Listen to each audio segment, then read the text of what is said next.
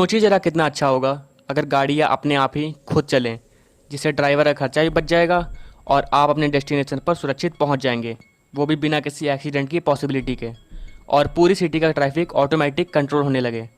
सोचिए ज़रा कितना अच्छा होगा कि अगर हमारे घर की मशीन जैसे fridge, TV, fan, washing machine इत्यादि चीज़ें आपस में कम्युनिकेट करने लगें और सारे काम अपने आप ही परफॉर्म करने लगें।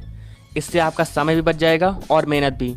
कितना अच्छा होगा अगर हमारा मोबाइल नेटवर्क बिना किसी बफरिंग के बहुत ही तेज़ी से चले, जिससे हम आराम से अपना काम कर सकें और हमारा समय भी बच जाए। सोचिए अगर हॉस्पिटल में डॉक्टर्स की जगह रोबोट सर्जरी करने लगे तो कैसा होगा।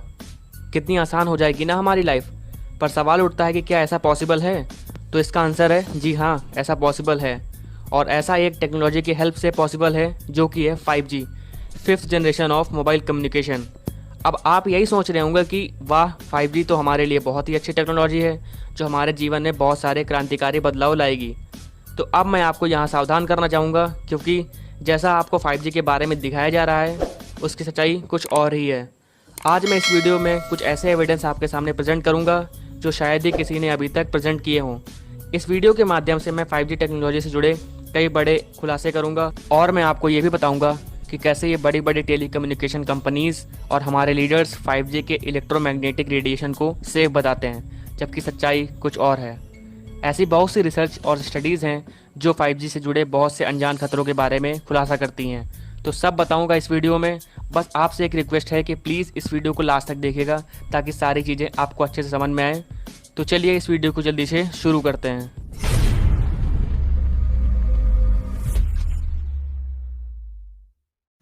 जब मोबाइल कम्युनिकेशन टेक्नोलॉजी को सबसे पहले लोगों के सामने इंट्रोड्यूस किया गया था, तब लोगों की हेल्थ से रिलेटेड कई चिंताजनक और सीरियस सवाल खड़े हुए थे कि कैसे मोबाइल फ़ोन आम लोगों की ज़िंदगी में कई अनजान खतरे ले आएगा। 5G कम्युनिकेशन टेक्नोलॉजी आज के समय में काफ़ी ट्रेंड में है।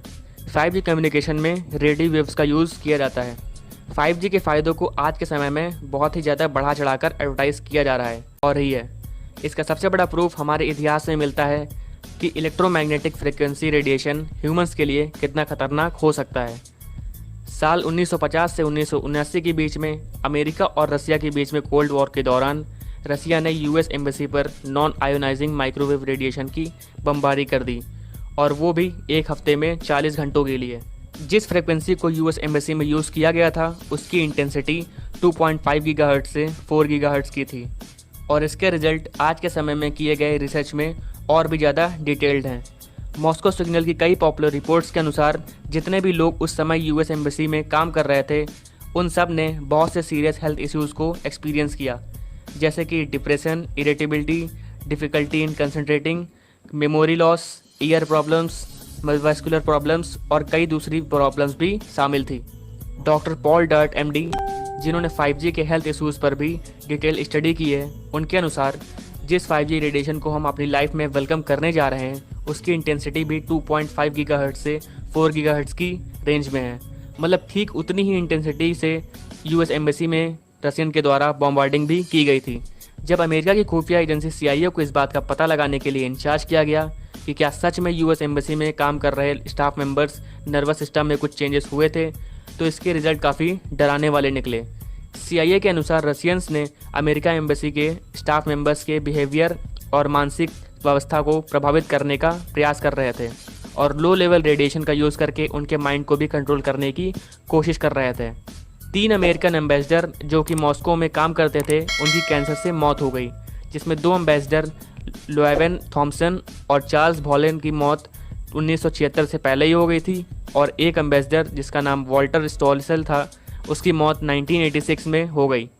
1971 के naval medical research institute NMRI के अनुसार की गई स्टडी में माइक्रोवेव्स व रेडियो वेव्स रेडिएशन के लिविंग बींग्स पर कितने खतरनाक इफेक्ट हो सकते हैं, इस पर पर्दा हटा दिया गया। इन खतरनाक इफेक्ट्स में से कुछ मेन इफेक्ट्स मैं आपको बताना चाहूँगा, जैसे कि cataract lesion, burn at the site of surgical implant such as pens, liver enlargement, poor fertility in men, alteration in fetal development, significant impact on the nervous system, जैसे कि headache, insomnia, restlessness, cranial nerve disorder, seizure और convulsion. कुछ psychophysiological disorder जैसे कि depression, anxiety, general feeling of lousiness, dizziness, fatigue, irritability, chest pain, memory loss, tremors और बहुत से अलग भी हेल्थ प्रॉब्लम जैसे मेटाबॉलिक, गैस्ट्रोइंटेस्टिनल और एंडोक्राइन ग्लैंड फैक्टर भी शामिल थे।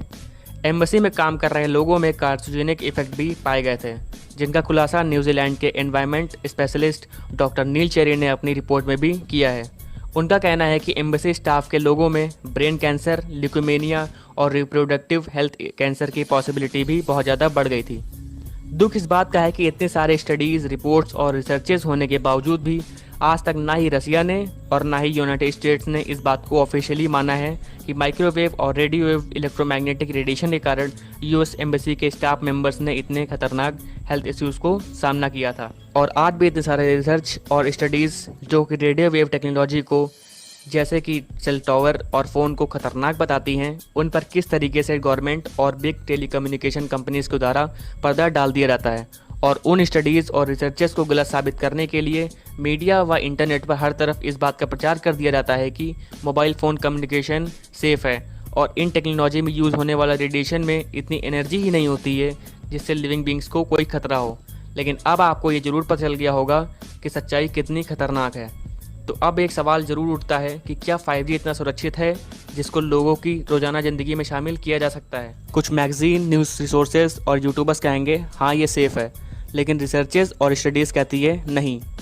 2017 में एनवायरनमेंट हेल्थ ट्रस्ट फोरम में हेब्रिज यूनिवर्सिटी में फिजिक्स डिपार्टमेंट के मेंबर डॉक्टर बेन इशाई ने इस बात को काफ़ी अच्छी तरीके से एक्सप्लेन किया है कि कैसे 5G की वेव्स डायरेक्टली ह्यूमन स्किन व स्वेट ग्लैंड्स को प्रभावित करती हैं और ये ऑक्सीजन मेटाबॉलिज्म को भी प्रभावित करेंगी।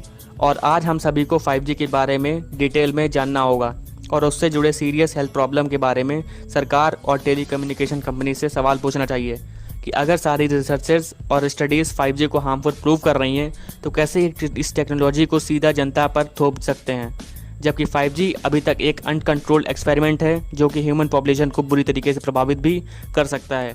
इतनी सब चीज़ों को जानने के बाद क्या अब भी आपको लगता है कि क्या 5G टेक्नोलॉजी के लिए बिलियंस ऑफ डॉलर्स हमें इन्वेस्ट करने की ज़रूरत है, जबकि दुनिया में करोड़ों लोगों के पास खाने के लिए खाना तक उपलब्ध नहीं है। क्या हम आज टेक्नोलॉजी की इस रेस में इतना अंधे हो गए हैं कि हमें हमारी हंसती खेलती प्रकृति देखी नहीं जा रही है? क्या हम खुद को और अपनी आने वाली पीढ़ी को सुख और समृद्ध नहीं देखना चाहते हैं? क्या हम सब मिलकर ये आवाज़ नहीं उठा सकते हैं कि 5G टेक्नोलॉजी के बारे में और अधिक रिसर्च किया जाए और ये खतरनाक है तो इसको अपनी कंट्री से बैन भी किया जाए? आप कमेंट में इसका आंसर ज़रूर कीजिएगा। हम सबको ये ज़रूर पता होना चाहिए कि क्या 5G टेक्नोलॉजी हमारे हित में काम करेगी या फिर हमारे खिलाफ ही यूज़ की जाएगी। फैसला आपका है। मैंने आप तक ये सीक्रेट इन्फॉर्मेशन पहुंचा दी जो कि कहीं भी ज़्यादा अवेलेबल थी नहीं। अब आपका हक बनता है कि आप में से हर एक व्यक्ति अपना 2 मिनट का समय निकालकर इस वीडियो को सभी तक पहुंचाइए ताकि वे भी इस अनजान खतरे से जागरूक रहें। अगर आपको इस वीडियो से कुछ वैल्यू मिली हो, कुछ अच्छा जानने को मिला हो तो प्लीज़ डिकोडिंग लाइफ चैनल को सब्सक्राइब कीजिए और मुझे सपोर्ट कीजिए। वीडियो अच्छा लगा हो तो लाइक कीजिएगा। मैं मिलूंगा नेक्स्ट वीडियो में एक और ऐसी इंपॉर्टेंट वीडियो के साथ। तब तक के लिए गुड बाय।